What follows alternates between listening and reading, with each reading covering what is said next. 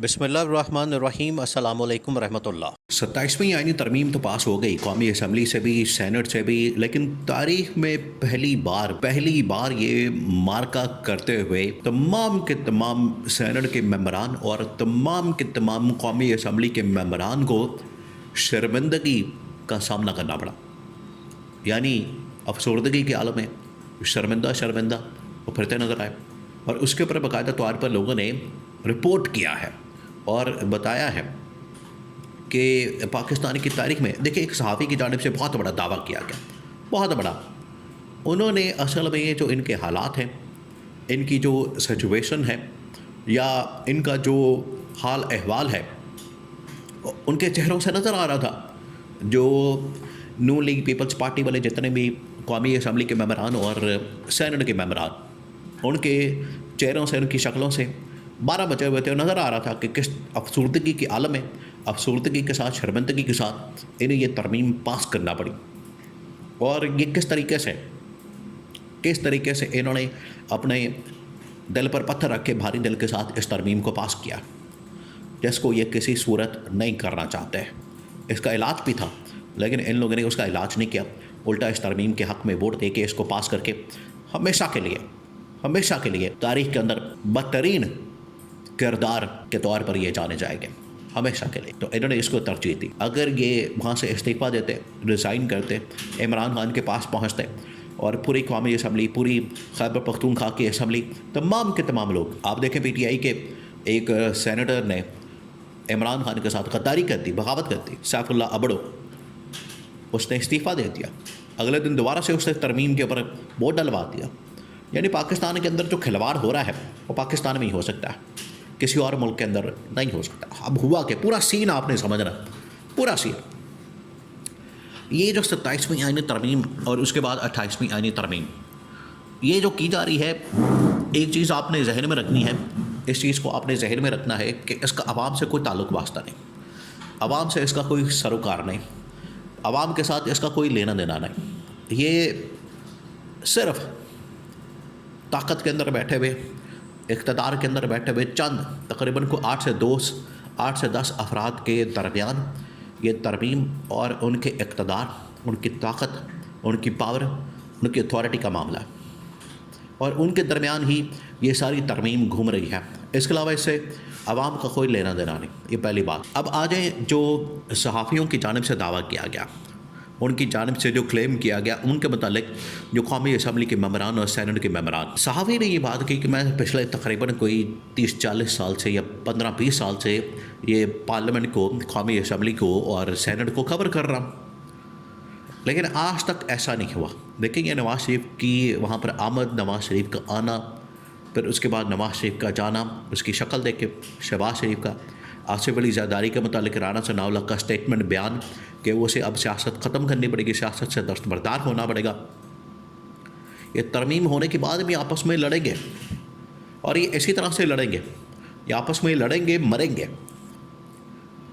लेकिन ये जो इनका ख्वाब है लाइफ टाइम के लिए, NRO लाइफ टाइम के लिए इनका जो एक ख्वाब है, इनकी ख्वाहिश है कि हमें लाइफ टाइम के लिए इस्तिस्ना मिल जाए, वो नहीं मिलने वाला। अब हुआ क्या, साफ़ी ने दावा किया कि 20-25 साल मैंने इसको कवर किया, लेकिन इस 27वीं आईनी तरमीम के मौके पर जब ये तमाम के तमाम मेंबरान कौमी असम्बली और सेनेट आए वहाँ पर, इनको पहले ज़बरदस्ती लाया गया, ला के गाड़ियों में ठोस के, दबा के, इनको वहाँ पर प्रेशर में ला के इनको बैठाया गया।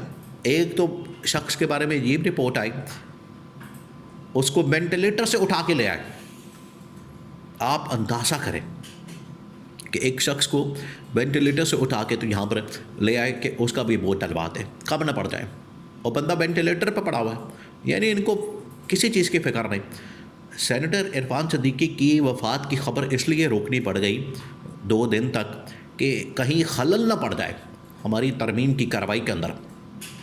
आपको पता है किसी भी सेनेट के मेंबर, कौमी असम्बली के मेंबर की वफ़ात हो जाए और इजलास चल रहा हो तो उस दिन उस इजलास को मुअत्तल करना पड़ जाता है जिस दिन वफ़ात हो जाए, ख़बर सामने आ जाए।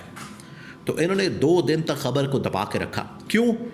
कहीं ये इजलास मुलतवी ना करना पड़ जाए, आगे ना करना पड़ जाए। तो वफात को छोड़े, वो तो गया भाड़ में, वो तो जाए, वो मर गया, ख़त्म हो गया, किस्सा ख़त्म।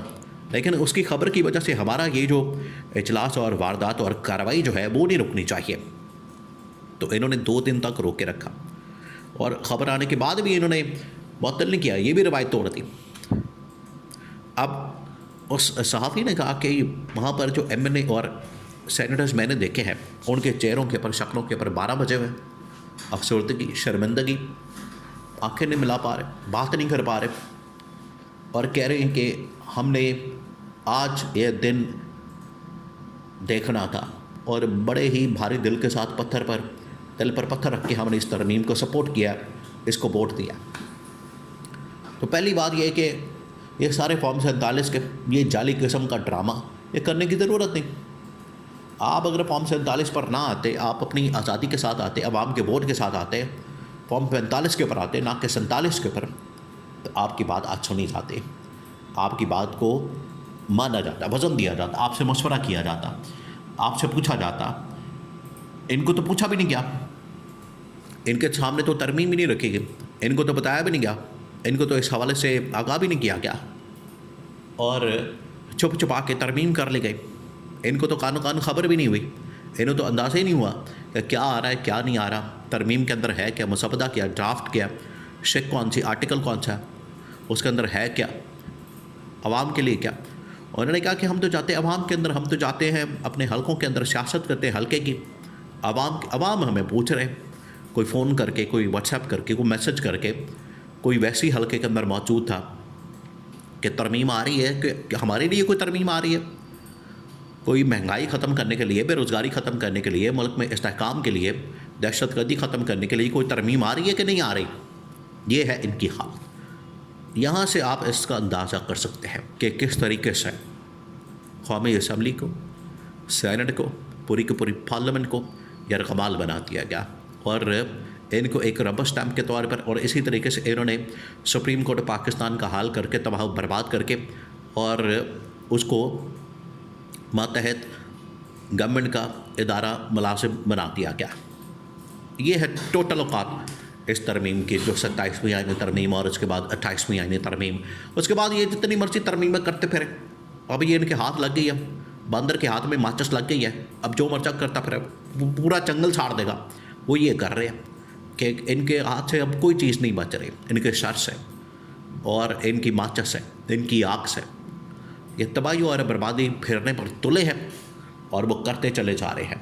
कोई रोकने वाला, ठोकने वाला, इस्तिस्ना, अकाउंटेबिलिटी करने वाला, एहतसाब करने वाला, क्योंकि इस्तिस्ना मिल गया, कोई इनको रोकने वाला, टोकने वाला, एहतसाब करने वाला अब इस आईनी तरमीम के बाद कोई नहीं कर सकता।